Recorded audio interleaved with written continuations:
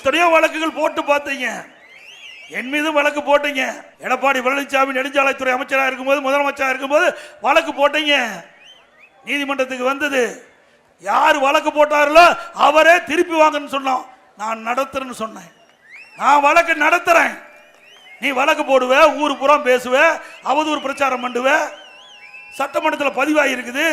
நீ வழக்கு வாபஸ் வாங்கிட்டு அப்படியே நிற்கும். நான் அதில் ஏற்றுக்கொள்ளவில்லை. நீதியரசர் சொன்னார், ஏங்க கேஸ் போட்டவரே வாபஸ் வாங்கிக்கிறாங்க, நீ ஏங்க நடத்துறீங்க? முடியாது, நான் நடத்துறேன். இதெல்லாம் வரைக்கும் பேசுறதுல என்னாச்சு? இன்னைக்கு மக்கள் மத்தியில் ஒரு தவறான எண்ணத்தை என் மீது உருவாக்கி விட்டார். அதை போக்குவது என்னுடைய கடமை என்று நான் முதலமைச்சர் இருந்த காலத்திலும் சரி, அதற்கு பிறகும் சரி, நீதிமன்றத்திலே நான் நிரபராதி என்று நிரூபித்து உங்கள் வந்து நிற்கிறேன். நிரூபித்து உங்கள் வந்து நிற்கிறேன். நீ அப்படி ஏதாவது சொல்லு பார்க்கலாம். உங்களுடைய அமைச்சர் மீது பல வழக்கு வாய்தா மேல வாய்தா வாங்கிட்டு இருக்காங்க.